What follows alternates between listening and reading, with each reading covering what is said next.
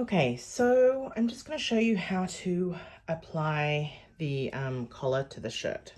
So what we're going to do is pin the stand to the outside of the garment. I'm just starting here and I'm using my notches. So the notch on this stand matches up with the shoulder seam. I'm going to match that other one. So it's always good practice to match up your notches first, like your kind of waypoints,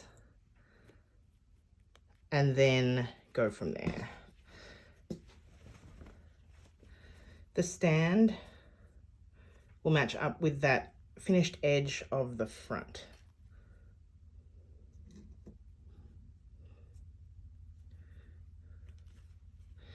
And then go back and just pin things. Now, hopefully we won't have had too much stretching because we stay stitched the neckline, but there still could be a little bit, right? Especially this fabric is linen. So linen really does tend to stretch out as you're handling it. It's honestly one reason that I really always discourage people from trying on garments, even if they're stay stitched, before everything's secured into place. And I know that sucks. What it means is that you have to, I recommend doing a muslin or a toile, so a practice garment first to get the fit right, and then just so you're not, ruining your good fabric. But the reason for that is every time you put that on and off, you're stretching it out, no matter how careful you are.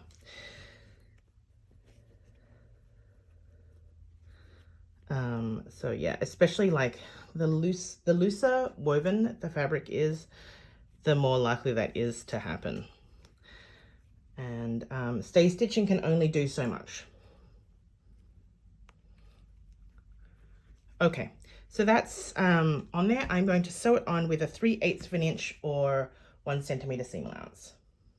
And check along like the shirt side, that's the collar side. Check along the shirt side to make sure you don't have any little tucks in there. Yeah, just makes it difficult if you do. You should just like unpick that little bit and just correct that. Now we're going to do some grading. Now this time, what we're going to do is we're going to grade some of this interfaced piece of the stand collar. I don't want to start too close to here, so I'm just gonna be really careful that you're only grading off just the layers that you want to grade.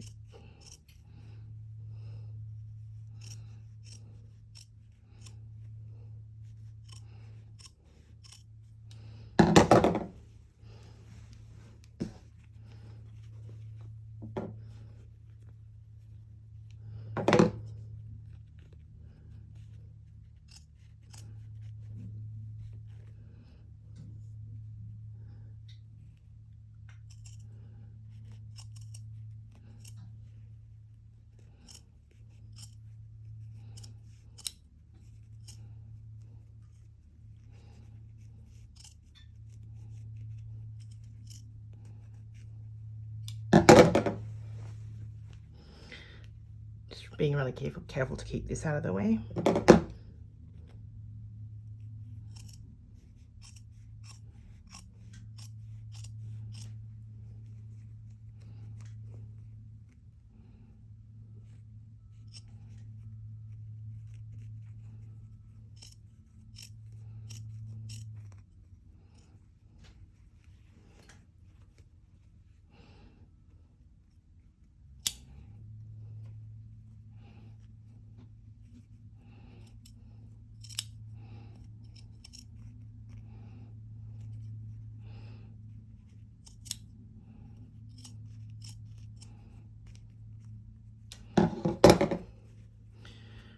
Whenever it gets fiddly, I find I like to switch to my clippers. That's personal preference. It's a bit weird. Okay. So next I'm going to turn it over and clip from the other side, because it's very, very easy to get some of this fabric caught up here and clip through it. And if you do that, you're really toast, because it's your shirt. It would suck. Okay, so let's identify which stitching line it is. So this is my stay stitching that's closer to the edge, and then this is my stitching line for the collar. So I'm kind of holding it with my fingers, so I'm not gonna clip into the collar. I'm clipping right close, but not through the stitching line.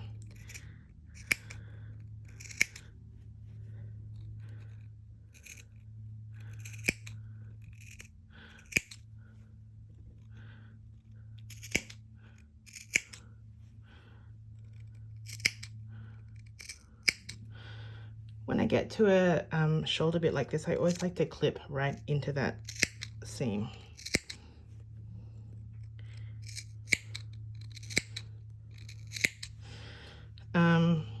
There's some extra layers here at this shoulder. You just have to kind of do a bit of mining, basically. And grade it out a bit more carefully. Make sure you don't get any of the little bits that you chop off like stuck inside the collar, because they'll make a little lump.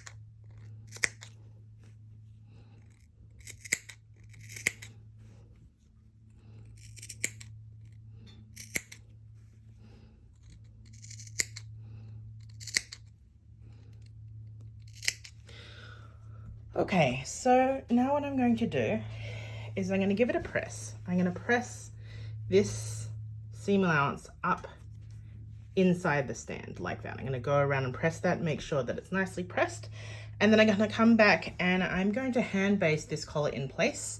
You don't have to do it, but honestly I think it makes it way easier. So I'll be back. Okay, so I sewed this close to the edge, okay, and that's what it looks like on the wrong side. So I'm just going to go and pull out the basting stitches.